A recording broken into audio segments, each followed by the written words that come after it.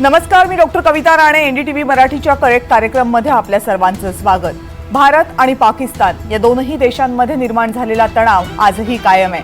भारतानं पाकिस्तानवर air strike केल्यानंतर पाकिस्ताननं काल भारताच्या एकूण 15 अशा ठिकाणांवर हल्ला करण्याचा प्रयत्न केला, जी ठिकाणं भारतासाठी लष्करीदृष्ट्या महत्त्वाची आहेत. प्रामुख्यानं भारताच्या उत्तर पश्चिम सीमेकडच्या या सगळ्या ठिकाणांवर ड्रोन आणि मिसाईलद्वारे हल्ला करण्याचा प्रयत्न पाकिस्ताननं केला होता.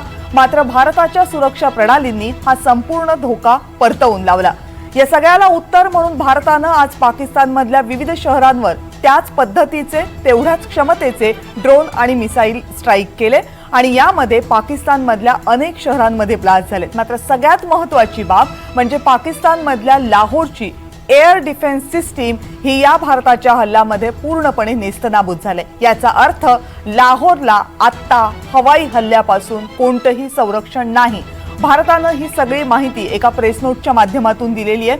भारतानं पुन्हा एकदा हे स्पष्ट केलेलं आहे की भारत कोणत्याही पद्धतीनं युद्धाची कृती करू इच्छित नाही. मात्र भारताच्या या कृतीचा मान पाकिस्ताननं सुद्धा ठेवायला हवा, कारण जर तसं झालं नाही तर भारताला पाकिस्तानला जशास तसं उत्तर द्यावं लागेल. कालपासून घडलेल्या या सगळ्या घडामोडींच्या पार्श्वभूमीवर आता दोनही देशांमधला तणाव आणखी वाढतोय का?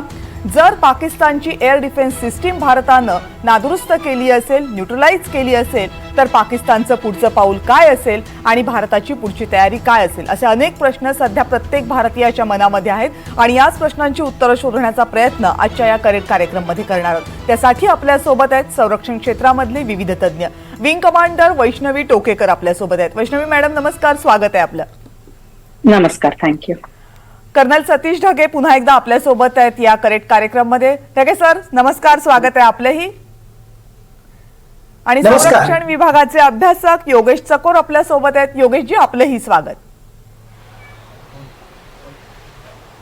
नमस्कार. नमस्कार. सुरुवातीला आपण वैष्णवी ताईंकडे जाऊ. वैष्णवीजी, मला तर पहिलं सांगा की एखादा देश जेव्हा दुसऱ्या देशावर मिसाईल किंवा ड्रोन स्ट्राईक करतो आणि त्या देशाची काही भागांमधली एअर डिफेन्स सिस्टीम ही पूर्णपणे निकामी होते, जेव्हा जागतिक पटलावर याकडे पाहिलं जातं त्यावेळेस काय नेमकं चित्र असतं या अशा एखाद्या घटनेकडे पाहताना? आपण जर का पाहिलं, जेव्हा पाकिस्तानने आपल्यावर हल्ला केला मिसाईल्सनी आणि ड्रोन्सनी, त्यांचं आणि आपण तो फेल झाला त्यांचा बेसिकली, त्यांनी केलेला आपल्यावरती हल्ला. वेरज आपण जो लाहोरवरती त्यांची इन रिटॅलिएशन टू दॅट जे आपण HQ-9 त्यांचं डिस्ट्रॉय केलं, जी त्यांची मेन सिस्टम आहे ऍब्सोल्युटली. त्याच्यामुळे आता असं आहे की लाहोरला तुम्ही बघायला गेलात तर एअर डिफेन्सचा कव्हर त्यांचं खूप कमी झालंय आणि लाहोर त्यांच्या शहरांपैकी खूप महत्वाचं आणि स्ट्रॅटेजिक शहर आहे, जे जॉग्राफिकली ही खूप आपल्या म्हणजे IB पासून खूप जवळ आहे. त्याच्यामुळे तुम्ही आंतरराष्ट्रीय पटलावर म्हणा किंवा त्यांच्या स्वतःच्या संरक्षतेसाठी सुद्धा जर का पाहिलं तर ते आता खूपच वल्नरेबल झालेले आहेत ऍक्च्युली. पण जेव्हा एअर डिफेन्स सिस्टीम अशा प्रकारे नादुरुस्त होते किंवा आपण ज्याला आता न्यूट्रलाइज केल्याचं म्हटलं जातं, तर ती पुन्हा एकदा जर कार्यरत करायची असेल तर साधारण किती वेळ लागू शकतो? एडी सिस्टम न्यूट्रलाइज झाली असेल आणि पुन्हा कार्यरत करण्यासाठी त्यांना त्यासाठी बराच वेळ लागेल, कारण एकतर ती त्यांची स्वतःची नाही, त्यांनी चायनाकडून विकत घेतलेली आहे आणि ती त्यांच्यासाठी स्पेशली इंटिग्रेट केली HQ-9P आहे ती. त्याच्यामुळे लाहोर सारख्या शहरामध्ये पुन्हा ती उभी करणं हा एक हरक्युलियन टास्क आहे, खूपच अवघड आहे ते. त्याच्यामुळे आपल्या सैन्याने जे काही साधलेलं आहे ते अतिशय चोख उत्तर आहे माझ्या मते. हो ढगे सर, पण मला सांगा की मला जेव्हा ती प्रेस नोट आली आज PIB कडनं ज्याच्यामध्ये या सगळ्याची माहिती दिली होती, तर त्यामधलं एक स्पेसिफिक वाक्य असं होतं की it has been learn that the air defence system at Lahore has been neutralize. म्हणजे एखादा देश हे स्पष्टपणे सांगतो, काय हे केल्याच्या काही तासांच्या आतमध्ये स्पष्टपणे सांगतो की आम्हाला हे समजलेलं आहे की हे झालेलं आहे. ही रिस्क असते, हे छाती ठोकपणे सांगणं असतं की ही युद्धामधली किंवा अशा प्रकारच्या दोन देशांमधल्या कारवायांमधली स्ट्रॅटेजी असते? माझ्या मते हे हात वर करण्यासारखं त्या ठिकाणी त्याच्यात आहे. आणि मुळात जर आपण त्या ठिकाणी पाहिलं तर दोन्ही बाजूना म्हणजे हे स्टेटमेंट जर आपण त्या ठिकाणी पाहिले, पहिली गोष्ट जी आहे, पाकिस्तान आतापर्यंत जो वल्गना करत होता तर त्या अनुषंगानं एक प्रकारे जे आहे 12 ते 24 तासातच, म्हणजे फेज 1 आपला जो ऑपरेशन सिंदूरचा झालेला आहे, हा. त्या 12 ते 24 तासातच जे आहे पाकिस्तानच्या वल्गना कशा चुकीच्या होत्या हे सगळ्या जगासमोर त्या ठिकाणी आलं. कालच्याच संध्याकाळी पाकिस्तानचे प्रधानमंत्री त्यांच्या विशेष अधिवेशनामध्ये जोरदार भाषण त्या ठिकाणी करतात आणि दावे वेगवेगळे करतात की आम्ही 5 फायटर जेट पाडलेले आहेत आणि भारताला जे आहे मुंहतोड जवाब देंगे वगैरे वगैरे वगैरे वगैरे. 12 ते 24 तासामध्ये जर त्यांची अशा प्रकारची सिस्टम आपण उद्ध्वस्त करू शकत असू आणि तशा प्रकारचं विधान सुद्धा जर त्या ठिकाणी येत असेल तर यावरून जे आहे मी जसं म्हटलं की एक प्रकारे हात वर करण्याचा एक प्रकारे तो प्रकार त्या ठिकाणी, आणि जगाला जर यानंतर जर हल्ला झाला तर या ठिकाणी जे आहे जगाला सुद्धा सांगायचं की यस आम्ही त्या ठिकाणी प्रिपेअर्ड नव्हतो किंवा अशी अशी गोष्ट झालेली आहे आणि म्हणून हे हल्ले जे आहेत ते भारतानंच केले. भारतावर तो टिकरा जो आहे त्या ठिकाणी फोडण्यासाठी एक प्रकारे जो आहे हा प्रकार त्या ठिकाणी केला असेल. कारण बऱ्याच वेळेस असं होऊ शकतं की भारतानं हल्ला जरी केला नाही, काही इंटरनल जरी गोष्टी घडल्या तरी त्याचा टिकरा जो आहे तो भारतामध्ये भारताच्या विरुद्ध फोडण्यासाठी जे आहे पाकिस्तानला एक प्रकारची आयती संधी त्या ठिकाणी मिळू शकते. म्हणून या सिच्युएशन मध्ये असं त्या ठिकाणी झालं असेल. पण 2 वेगवेगळे प्रकारचे पिक्चर आपल्या समोर येत आहेत आणि आता वैष्णवी यांनी सुद्धा ते सांगितलं की मागच्याच काही तासामध्ये एका बाजूला रात्रीमध्ये जे आहे मोठ्या प्रमाणावर पाकिस्ताननं ड्रोनचा आणि मिसाईलचा हल्ला मुख्यतः आपल्या नदन कमांड आणि वेस्टर्न कमांड मध्ये असणारे जे मिलिटरी इन्स्टॉलेशन्स आहेत त्याच्या विरुद्ध केला. आणि आपली जी मिसाईल डिफेन्स सिस्टम आहे, मिसाईल इंटरसेप्शन सिस्टम जी आहे ती अत्यंत चोखपणे त्याचं त्यांनी काम केलं आणि त्याच्यामुळेच आपल्याला जे आहे अमृतसर मध्ये सुद्धा त्याचे काही रेमनंट जे आहेत, म्हणजे ही जी मिसाईल आहे ती पडलेली आपल्याला सापडलेली आहे. असा प्राथमिक अंदाज आहे की चायनीज बनावटीची PL-15 मिसाईल जी आहे जी अत्याधुनिक मानली जाते, म्हणजे PL-15 मिसाईलला सुद्धा इंटरसेप्ट करण्याचं, न्यूट्रलाइज करण्याचं सामर्थ्य आमच्याकडे आहे असा मेसेज एका बाजूला आम्ही त्या ठिकाणी दिलेला आहे आणि ते घडलेलंच आहे. दुसऱ्या बाजूला लाहोर सेक्टरमध्ये त्यांची HQ-9 सिस्टम जी आहे जी मुख्यतः चायनाकडून घेतलेली, म्हणजे चायनाच्या आधारावर पाकिस्तान जो गमजा मारतोय, जो त्या ठिकाणी जो आहे भारताशी लढा देण्याचा प्रयत्न करतोय, चायनीज व्यवस्था ही भारतासमोर किती तकलादू आहे हे 12 ते 24 तासामध्येच सगळ्या जगाला त्या ठिकाणी कळालेलं आहे. आणि याचं हे उत्कृष्ट उदाहरण आहे की HQ-9 सिस्टम सुद्धा, एअर डिफेन्स सिस्टम सुद्धा जी आहे ती भारतासमोर नाकाम ठरलेली. आणि आता येणाऱ्या काळामध्ये भारत किती जबरदस्त कारवाई करू शकतो, किती क्षमता आहे हे सगळ्या जगासमोर आलेलं आहे.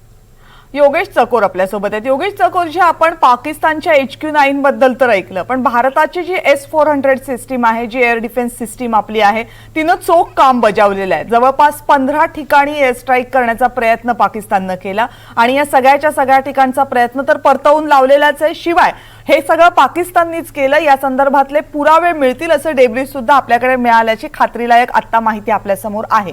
भारताची ही जी सिस्टीम आहे ती किती स्ट्रॉंग आहे? पाकिस्तानचे आत्ताचे हल्ले तर आपण परतवून लावलेले आहेत, पण जागतिक दर्जाचा विचार करता S-400 किती स्ट्रॉंग आहे? नाही, आपण बघितलं S-400 ज्यावेळेस आपण रशियाकडनं घेतलं त्यावेळेस फार टीका झाली होती की S-400 घेऊन आपला उपयोग होणार नाही किंवा S-400 आपल्या काही कामाचं नाहीये असं झालं. मात्र S-400 ही जी टेक्नॉलॉजी आहे ही टेक्नॉलॉजी ॲक्च्युली रशियाकडनं आपण विकत घेतली आणि ह्या टेक्नॉलॉजीचा वापर आपण पाकिस्तानकडनं ज्या आपल्या 15 शहरांवर अटॅक होणार होता हा अटॅक रोखण्यासाठी आपण केला. आणि ही अतिशय उत्तम टेक्नॉलॉजी आहे जी आपण यापुढेही वापरून आपल्या भारतावर जर कोणी आणखी या पद्धतीने अटॅक करणार असेल तर तो अटॅक रोखण्यासाठी ही संपूर्ण टेक्नॉलॉजी आपण व्यवस्थितरित्या वापरू शकतो. आपण बघितलं असेल हार्फी ड्रोन सुद्धा आपण वापरलेले आहे.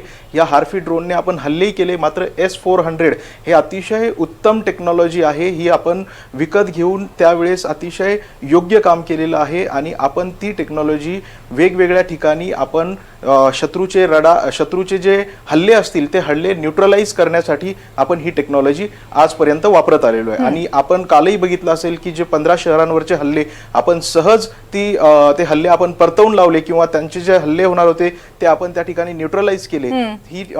हे S-400 चीच कामगिरी म्हणायला आपल्याला हरकत नाहीये. बरं वैष्णवीजी, पुढचा प्रश्न जो मला तुम्हाला विचारायचा आहे कदाचित तो हास्यास्पद वाटू शकतो, पण सर्वसामान्य कुणाच्याही मनामध्ये ही सगळी परिस्थिती बघून हा प्रश्न येईल की हवेतून येणारे हल्ले रोखण्याची किंवा हवेतून येणारे मिसाईल्स परत पाठवण्याची, ड्रोन हवेतल्या हवेमध्ये नेस्तनाबूत करण्याची टेक्नॉलॉजी आमच्याकडे, मग आता सीमेवर जे सुरू आहे, सीमेवर जे शेलिंग होतंय, जो गोळीबार होतोय, त्याला थांबवण्यासाठी अशी एखादी यंत्रणा तयार नाहीये का किंवा तशी एक यंत्रणा राबवता येत नाही का, असा जर प्रश्न कुणाच्या मनात आला तर त्याला आपण काय उत्तर द्यायचं? जे सीमेवरती पूंछ आणि त्या एरियामध्ये जे फायरिंग होते ते इसेन्शियली आर्टी फायर आहे, आर्टिलरी गन्सनी फायर होते. आणि आपण जे परतवून लावला जो आपण हल्ला त्यांचा, तो मिसाईल्सचा आणि ड्रोन्सचा होता. ह्या दोन्ही सिस्टम्स खूप वेगवेगळ्या आहेत. मिसाईल्सचं काम वेगळं आणि आर्टिलरी गन्सचं काम वेगळं. आणि आपण जे काही करतो आहोत ते दरवेळेस आपण आपल्या नागरिकांना सुरक्षित ठिकाणी पोहोचवलेलं आहे पूंछ आणि ह्या एरियामधनं. आणि जेव्हा शहरांवर त्यांनी हल्ले केले आहेत, जे तुम्ही 15 शहरं मगाशी सांगितलीत, त्या शहरांवरून इव्हॅक्युएशन करणं अवघड असतं, कारण ती सगळी एस्टॅब्लिश शहरं आहेत. आपले लष्करीही बेस तिथे बरेच आहेत. त्याच्यामुळे तिथे मिसाईल्स आणि ड्रोन उद्ध्वस्त करण्यासाठी आपली एडी सिस्टम जी आहे ती एकदम रोबस्ट आहे. त्यांनी लगेचच त्यांना नेस्तनाबूत केलेलं आहे. आणि पुन्हा असे हल्ले होऊ नयेत म्हणून एक प्रत्युत्तर म्हणून HQ-9 लाहोर मध्ये जी एस्टॅब्लिश होती त्यांची, तीही आपण पाडलेली आहे. तुम्ही जे विचारलं की आर्टिलरी फायर जे चालू आहे पूंछ एरियामध्ये, त्याला काउंटर करण्यासाठी आपल्याकडनंही वेळोवेळी व्यवस्थित उत्तर दिलं जातं. पण essentially AD systems artillery fire साठी अगेन्स्ट आर्टिलरी फायर वापरल्या जात नाहीत. म्हणजे एअर टू एअर असेल तर ते वापरता येतं, पण लँड टू लँड असेल तर आपल्याला वापरता येत नाही. तिथे आपल्याला ह्युमन इंटरफिअरन्सच लागतो. मिसाईल्स असतील जर का ग्राउंड टू एअर, तिथून येणाऱ्या ज्या मिसाईल्स असतील त्यांच्या रेंजमुळे आणि त्यांच्या ज्या पद्धतीने त्या वापरल्या जातात, ज्या गोष्टीसाठी त्या वापरल्या जातात, त्यांच्या अगेन्स्ट आपण एडी सिस्टम नक्कीच वापरू शकतो, जी आपण वापरलेली आहे ते. ओके. ढगे सर, जेव्हापासून भारत आणि पाकिस्तानमध्ये तणावाचं वातावरण निर्माण झालं तेव्हापासून प्रत्येक जण 2008च्या हल्ल्याच्या आठवणी काढतं आणि सगळ्यांना असं वाटतं की समुद्र मार्गे मुंबई, जे देशाचं सगळ्यात महत्वाचं आर्थिक राजधानी मानलं जाणारं शहर आहे, हे पाकिस्तानी मिसाईलच्या टप्प्यामध्ये आहे, फार लांब नाहीये समुद्री मार्गाचा जर आपण विचार केला तर. पण काल जो हल्ला आपण परतवून लावला तो पाहता मुंबई ही तितकीच सुरक्षित आहे हवाई हल्ल्यांपासून, असं म्हणायचं का? बघा, पाकिस्तानच्या क्षमतेविषयी जे आहे आपण प्रश्नार्थक चिन्ह निर्माण करू नये ते यासाठी, कारण चायनाची मदत त्यांना त्या ठिकाणी, आणि शस्त्र ते भारताकडे असलेला असो का पाकिस्तानकडे असणारा असो, तर एकूणच पाकिस्तानकडे जे वेगवेगळ्या प्रकारचे मिसाईल सिस्टम आहे आणि चायनाची जी त्याला मदत आहे, त्या अनुषंगानं संपूर्ण भारतातलं ऑलमोस्ट कुठलंही शहर हे त्यांच्या मिसाईलच्या एक प्रकारे रेंजमध्ये येऊ शकतं. ही क्षमता पाकिस्तानकडे नक्कीच आहे. पण ही क्षमता जरी असली तरी त्याला थांबवण्यासाठी आपल्याकडे जे मिसाईल डिफेन्स सिस्टम आहे ती सुद्धा तगडी आहे. S-400 मिसाईल सिस्टमचं, S-400 ट्रायम्फ मिसाईल डिफेन्स सिस्टमचं जे आहे आपण उदाहरण घेतलं आणि तुम्ही कालचा जो आहे त्या ठिकाणी रेफरन्स दिला. हे समजण्यासाठी मी उदाहरण देईल इस्रायलचं आणि पॅलेस्टाईन किंवा हमास यांच्यामधल्या संघर्षाचं. आयर्न डोम ही एक प्रकारची जी आहे सुरक्षा प्रणाली ऑलरेडी इस्रायलकडे त्या ठिकाणी आहे. पण आयर्न डोम असताना सुद्धा ज्या प्रकारचे हमले पॅलेस्टाईनच्या बाजूने होतात किंवा हिजबुल्लाच्या बाजूने होतात, अशा हजारो मिसाईल्स ज्यावेळेस फेकल्या जातात किंवा दागल्या जातात, त्यातल्या 5-10 जरी इस्रायलमध्ये पडल्या तरी जे आहे मोठ्या प्रमाणावर नुकसान होऊ शकतं. म्हणजेच ती S-400 मिसाईल डिफेन्स सिस्टम असो, ती HQ-9 असो का iron dome missile defence system असो, ही 100% प्रोटेक्टिव्ह कधीच नसते. त्यामध्ये जे आहे प्रत्येकाचं पर्सेंटेज त्या ठिकाणी व्हेरी करेल, पण यातून जे आहे या सिस्टम मधून सुद्धा एक प्रकारे मिस होऊन अशा प्रकारचा अटॅक त्या ठिकाणी होऊ शकतो. आणि म्हणूनच या मिसाईल डिफेन्स सिस्टम जरी असल्या तरी प्रत्येक शहराला जे आहे आपली आपली त्या ठिकाणी तयारी करणं आवश्यक आहे. दुसरा थोडासा एक मुद्दा मी ऍड करतो.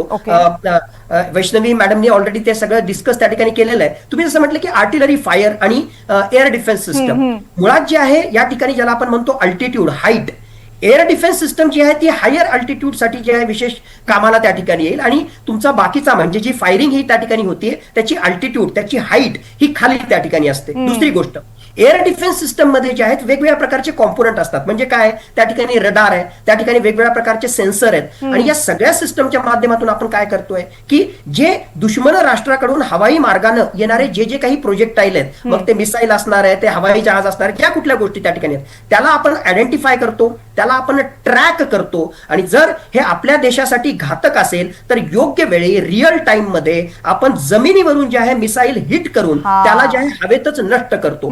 यालाच आपण म्हणतो एअर डिफेन्स सिस्टम. म्हणजे त्यामध्ये सेन्सर्स आहेत, त्यामध्ये रडार आहे, त्यामध्ये इलेक्ट्रॉनिक वॉरफेअर सूट आहे आणि मॅन्युअली किंवा अशा प्रकारे मेकॅनिकली हिट करणारे कायनेटिक मेजर सुद्धा आहेत, ज्याच्या माध्यमातून हा खतरा आपल्याला न्यूट्रलाइज करता येईल. व्हेरॅज जसं आपण पाहिलं आर्टिलरी फायरिंग किंवा दुसरी फायरिंग असेल तर त्यामध्ये हे सगळे कॉम्पोनंट त्या ठिकाणी नसणार आहेत.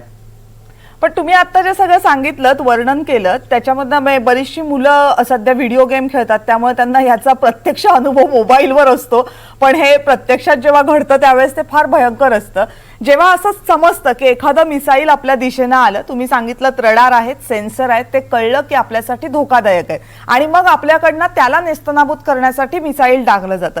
आता अशा वेळेला जर तुम्ही एकच मिसाईल डागलं तर कदाचित असं होऊ शकतं की अगदी साध्या भाषेमध्ये की नेम चुकू शकतो. मग यावेळेस न्यूट्रलाइज करण्याची जी पद्धत असते ती अनेक मिसाईल डागली जातात की एकच मिसाईल जे गाइडेड असतं ते डागलं जातं? होतं कशी ही प्रक्रिया? अनेक मिसाईल त्या ठिकाणी डागले जाऊ शकतात जोपर्यंत ते न्यूट्रलाइज होत नाही. प्रत्येकाची सिस्टम वेगवेगळी त्या ठिकाणी असणार, तर अनेक मिसाईल जे आहेत त्या ठिकाणी वेध घेतातच. आणि अपार्ट फ्रॉम दिस, जसं फॉर एक्झाम्पल आपल्याकडे पिनाका आहे. पिनाका ज्याला आपण MBRL म्हणतो, म्हणजे मल्टी बॅरल रॉकेट लॉन्चर, अशा प्रकारची सिस्टम त्या ठिकाणी. तर एकाच वेळेस त्या टार्गेटवर तुटून पडण्याची क्षमता आपल्याकडे आहे, ज्याच्या माध्यमातून त्याला आपल्याला न्यूट्रलाइज करावं लागतं. वेगवेगळ्या सिस्टम आहेत, पण अल्टिमेटली त्याला न्यूट्रलाइज करणं हा महत्वाचा भाग त्या ठिकाणी असतो. आणि एकाच वेळेस अशा वेगवेगळ्या प्रकारचे अटॅक त्या ठिकाणी जे आहे सरफेस टू एअर त्या ठिकाणी केले जाऊ शकतात. बरं चकोर सर, आता प्रश्न असा होतो की किती लांब पर्यंत तुमच्या मिसाईलची क्षमता असते हे तर सगळ्यांना माहीत असतं, पण साधारण किती अंतरापर्यंत, कमीत कमी किती आणि जास्तीत जास्त किती अंतरापर्यंत मिसाईल न्यूट्रलाइज केले जाऊ शकतात?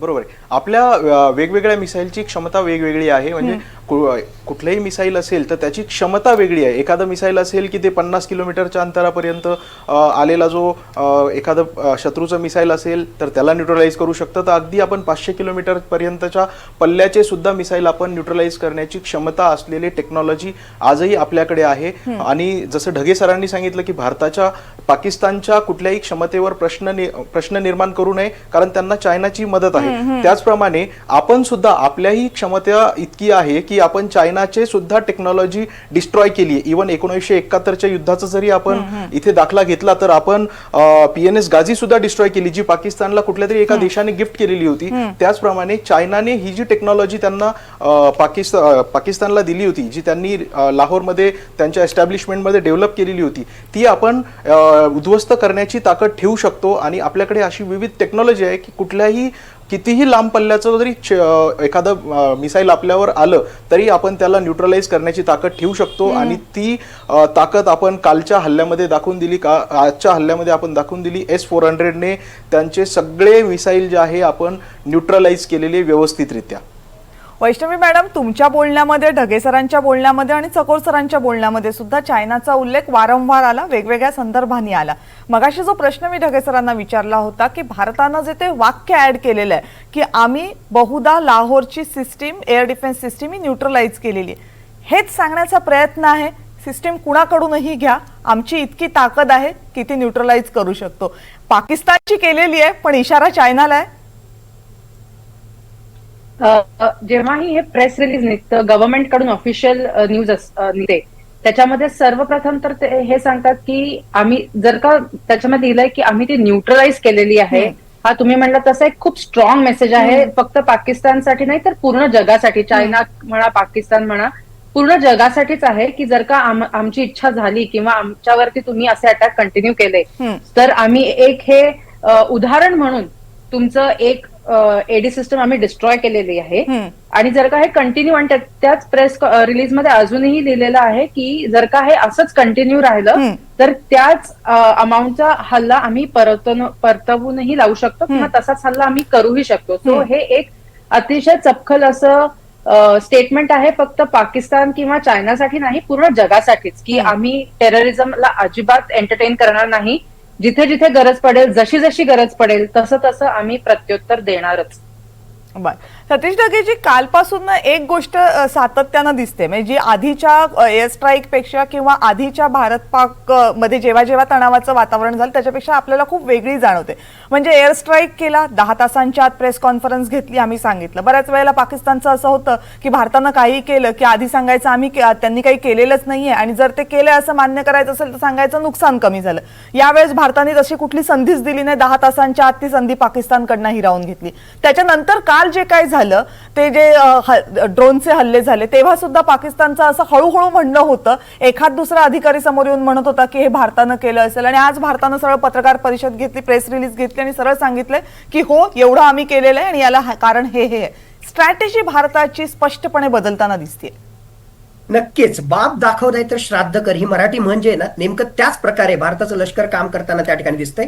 आणि माझ्या मते 2019च्या बालाकोट एअर स्ट्राईकच्या अनुभवावरून बऱ्याच काही गोष्टी भारतीय लष्करानं शिकल्या, स्पेशली प्रोजेक्शनच्या पॉईंट ऑफ व्ह्यू. असं जर मी म्हटलं तर ते चुकीचं ठरणार नाही. कालचं जे प्रेझेंटेशन केलं होतं, मी खरंच सांगतो, म्हणजे याच्या इतकं उत्कृष्ट प्रोफेशनल प्रेझेंटेशन मला आजपर्यंत जे आहे कुठेही त्या ठिकाणी दिसलं नाही. बॅकग्राऊंड काय होती, नेमकं आम्ही काय केलं, कुठले टार्गेट हिट केले, किती दूर होते, तेच टार्गेट आम्ही का निवडले, आणि सगळ्यात महत्वाचं बिफोर अँड आफ्टर. म्हणजे आम्ही जे आहे या टार्गेट जे होतं ते अगोदर, हल्ल्याच्या अगोदर त्याचं जे आहे एक प्रकारचं जिओ मॅपिंग आम्ही दाखवलं, आणि हल्ला केल्यानंतर त्याचं काय परिस्थिती त्या ठिकाणी होती हे आम्ही दाखवलं. मग आता हे सगळं प्रूफ त्या ठिकाणी दिल्यानंतर आता पाकिस्तान त्या ठिकाणी डिनायच करू शकत नाही. अगोदर जे म्हणत होता की हो हल्ला झाला पण 2 पक्षी मारले गेले, 4 झाडं त्या ठिकाणी पाडले, हे तर आता त्या ठिकाणी म्हणता येणार नाही. म्हणून त्याला पहिल्यांदा ऍक्सेप्ट करावंच लागलं की हो हल्ला झाला, कारण या ठिकाणी सरळ सरळ आम्ही प्रूफ त्या ठिकाणी दिले. आणि त्याच्या पलीकडे जाऊन मग आता त्यांचा कांगावा की नाही मारले जे गेले ते आमचे सिव्हिलियन त्या ठिकाणी होते. बरं, सिव्हिलियन असतील आणि त्या सिव्हिलियनला जर तुम्ही पाकिस्तानच्या झेंड्यामध्ये गुंडाळत असाल आणि त्यांना शहीदाचा दर्जा त्या ठिकाणी देत असाल, तिथे पाकिस्तानचे लष्कर त्या ठिकाणी उभा राहत असेल, तिथे या लष्करी संघटनांचे म्हणजे या आतंकवादी संघटनांचे मुखिया पंतप्रधान गुच्छ पाठवतात फुलांचे, सॉरी पंतप्रधान फुलांचे गुच्छ पाठवतात. हा, मग जर हे जर असेल तर यावरून सरळ सरळ काय दिसतं की पाकिस्तानच्या लष्करानं आमच्या विरुद्ध युद्ध लढली. जे पाकिस्तानच्या लष्कराला जमलं नाही ते मागच्या 3 दशकामध्ये त्यांचे हे दहशतवादी करत होते. म्हणजे खऱ्या अर्थानं पाकिस्तानच्या लष्कराचे सैनिक कोण? हेच दहशतवादी. मग आता याच दहशतवाद्यांचा आम्ही जर खात्मा केला असेल तर त्यांना शहीदाचा दर्जा देणं हे म्हणणं हे माझ्या मते तरी काही चुकीचं वाटत नाही. आणि इथे खऱ्या अर्थानं पाकिस्तान कसा सेंटर ऑफ टेररिझम आहे हे जगानं ओळखण्याची गरज आहे. पहा की कशा प्रकारे जे आहे हे सगळं झाल्यानंतर सुद्धा पाकिस्तान या सगळ्या गोष्टी त्या ठिकाणी करतोय. यावरून स्पष्टपणे दिसतं की पाकिस्तानचं सरकार, त्याहून महत्वाचं पाकिस्तानचं लष्करच वेळोवेळी यांना खतपाणी घालतंय. आणि याच्यापेक्षा मोठं प्रूफ त्या ठिकाणी काय पाहिजे? दुसरी महत्वाची गोष्ट, या सगळ्या ऑपरेशन सिंदूरमध्ये आपले पॉलिटिकल ऑब्जेक्टिव्ह, स्ट्रॅटेजिक ऑब्जेक्टिव्ह आणि एक प्रकारे मी म्हणेल की ऑपरेशनल ऑब्जेक्टिव्ह काय आहेत याच्याविषयी आपल्या मनामध्ये ऍब्सोल्यूट क्लॅरिटी. आता तोच मुद्दा काढला म्हणून कालच्या पत्रकार परिषदेमध्ये स्पष्टपणे आम्ही सांगितलं की असे आम्ही हल्ले केले. आणि 3 शब्द मला खूप महत्वाचे वाटतात त्यातले, नॉन एस्केलेटरी, डेटरंट आणि प्रिएम्प्टिव्ह स्ट्राईक. म्हणजे आम्ही स्वतःहून त्या ठिकाणी म्हटलं की आम्हाला हे युद्ध वाढवायचं नाही. पण ते झाल्यानंतर सुद्धा आज आम्ही जे आहे पाकिस्तानमध्ये काही हल्ले केले आणि आम्ही ते ऍक्सेप्ट सुद्धा केले. दुसरी पत्रकार परिषद किंवा दुसरं स्टेटमेंट. त्याच्या मागचं कारण हे की पाकिस्ताननं कालच्या रात्री हा सगळा जो कार्यक्रम केला, आमच्या 15 शहरामध्ये मिलिटरी इन्स्टॉलेशन्सवर हल्ला करण्याचा प्रयत्न केला, आमच्या निष्पाप नागरिकांना टार्गेट करण्याचा प्रयत्न केला, जशास तसं रेसिप्रोकल आम्ही सुद्धा जे आहे मग आता तुमच्या याला त्याच प्रमाणामध्ये आन्सर त्या ठिकाणी करू. सो रेसिप्रोकल नेचर, जशास तसं उत्तर. आणि हे सगळं कशामुळे साध्य झालं? माझ्या मते क्लॅरिटी, आपल्या व्हिजन मध्ये ऍब्सोल्युटली क्लॅरिटी आहे. म्हणून काल पण आपण पत्रकार परिषद घेऊ शकलो, आज पण ज्या ही सगळी कारवाई केल्यानंतर काही तासातच जगासमोर आम्ही सांगू शकलो की आम्ही जे लपून छपून काही करत नाही, आमचे ऑब्जेक्टिव्ह क्लिअर आहेत. आणि त्या माध्यमातून दहशतवादाविरुद्धचा लढा हा आम्ही पुढे सुद्धा लढणार आहे. हे जसा पाकिस्तानला मेसेज आहे तसा संपूर्ण जगाला सुद्धा, जागतिक समुदायाला. आणि त्या प्रेस रिलीज मध्ये पण ते दिसतंय, कारण त्या प्रेस रिलीजचं पहिलं वाक्य आणि त्या प्रेस रिलीजचं शेवटचं वाक्य दोन्ही मध्ये पहिला शब्द हा नॉन एस्केलेटरी आहे. म्हणजे आपण आपली जी भूमिका मांडलेली आहे त्यावर ठाम आहोत. चकोर सर, शेवटचा प्रश्न अगदी थोडक्यात तुमच्यासाठी.